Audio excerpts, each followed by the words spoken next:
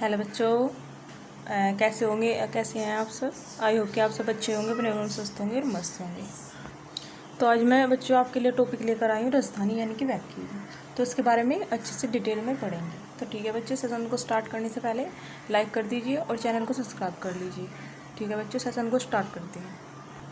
तो राजधानी का मीनिंग क्या है। राजधानी का मीनिंग क्या है, जिसके अंदर क्या भरा हुआ होगा, रस भरा हुआ होगा। रस के अंदर क्या होंगे, जैसे जल होगा, उत्सर्जित पदार्थ होंगे, कुछ उपयोगी पदार्थ होंगे और कुछ अनुपयोगी इसमें पदार्थ मिलते हैं। तो राजधानी का मतलब क्या है, जिसके अंदर क्या होगा, रस होगा।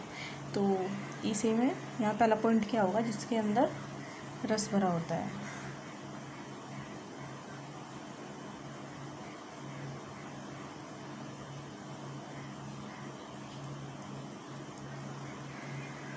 रस भरा होता है तो उसे क्या बोलेंगे, हम राजधानी बोलेंगे।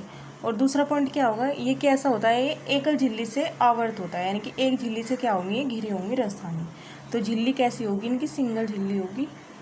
राइबोसोम भी कैसे थे, सिंगल झिल्ली से आवर्त थे, और ये भी कैसे होंगे, सिंगल झिल्ली से आवर्त या घिरी हुई होते हैं, आवर्त कोशिकांक होते हैं।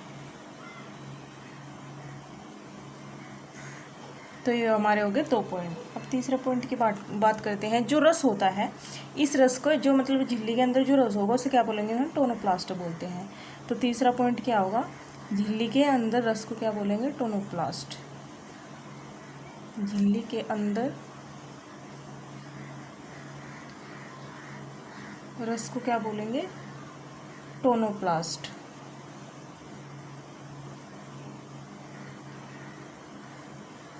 या टोनोप्लास्ट कहते हैं, या टोनोप्लास्ट इसके अंदर होता है। तो ये क्या है, झिल्ली के अंदर जो रस होगा उसे क्या बोलेंगे, टोनोप्लास्ट बोलेंगे। तो ये हमारा इम्पोर्टेंट पॉइंट है।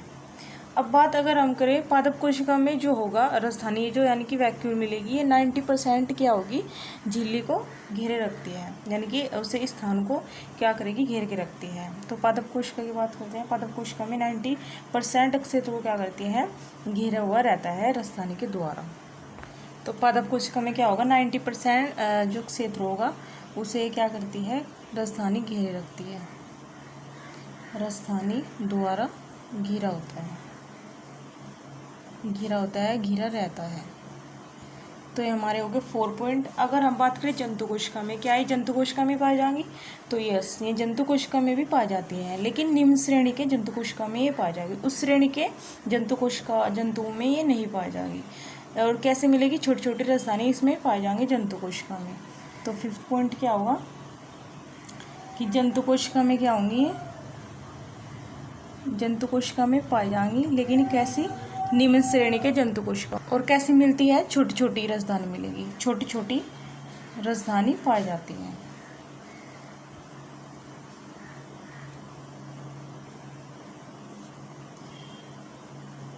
तो ये हमारे होंगे 5 पॉइंट।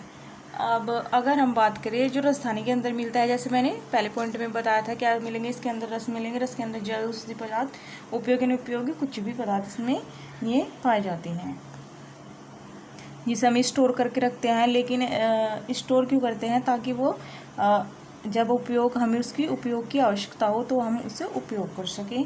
तो इसलिए ही उसे क्या कहेंगे, अनुपयोगी पदार्थ, कि आज वो उपयोग में नहीं आए, लेकिन कल वो हमारे उपयोग में आ सकते हैं। तो उसे क्या बोलेंगे, अनुपयोगी पदार्थ। इसलिए उपयोगी और वह अनुपयोगी, तो ये पदार्थ क्या होंगे, काम में आ सकते हैं। इसमें क्या, ये पदार्थ मिलेंगे, उपयोगी भी मिलेंगे, अनुपयोगी भी इसमें पदार्थ मिलते हैं। तो ये हमारे हो गए 4th पॉइंट।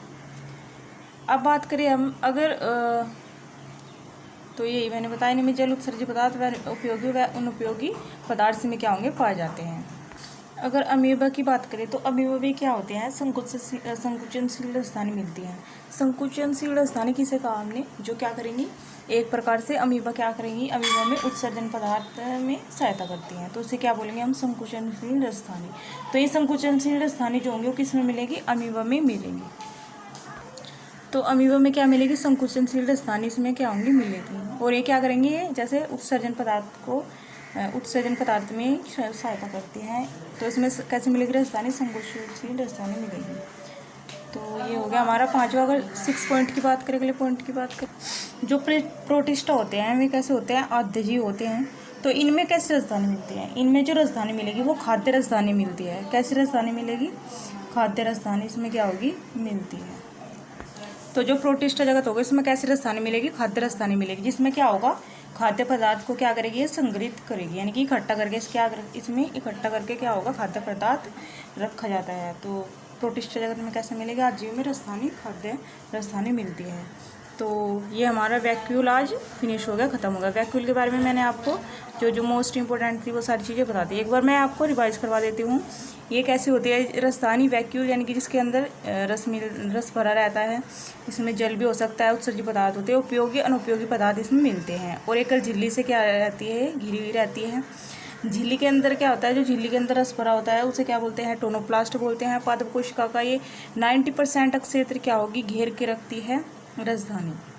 लेकिन जंतु कोशिका में अगर निम्न श्रेणी की बात करें तो इसमें क्या मिलती है, छोटी छोटी राजधानी पाई जाती हैं।